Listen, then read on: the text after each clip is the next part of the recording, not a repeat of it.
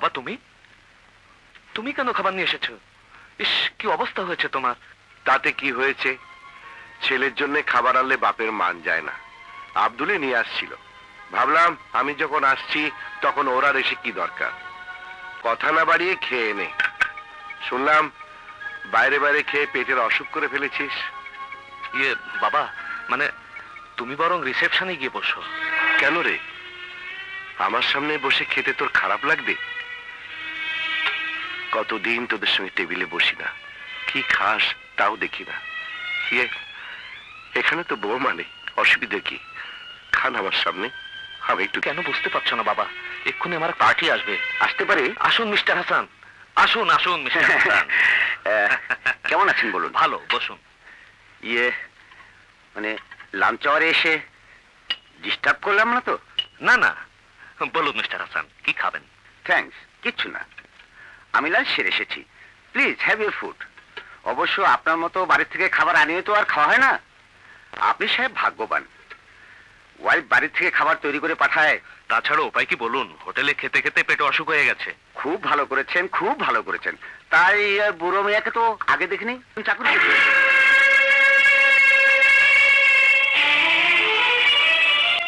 দেখে বেশ বিশ্বস্ত লাগছে। ইয়ে মিস্টার হাসান, আপনি বরং কাজের কথা।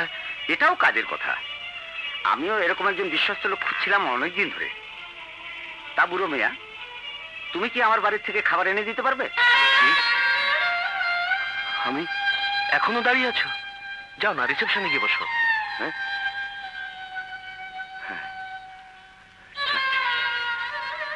যাচ্ছি, যাচ্ছি।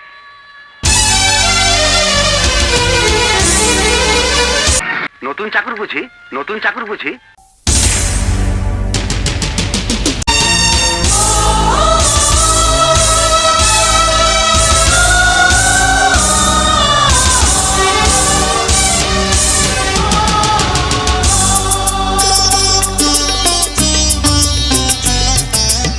আমার মতো এত সুখী নয় তো কারো জীবন, কি আদর স্নেহ ভালোবাসা জড়ানো মায়ার বাঁধন।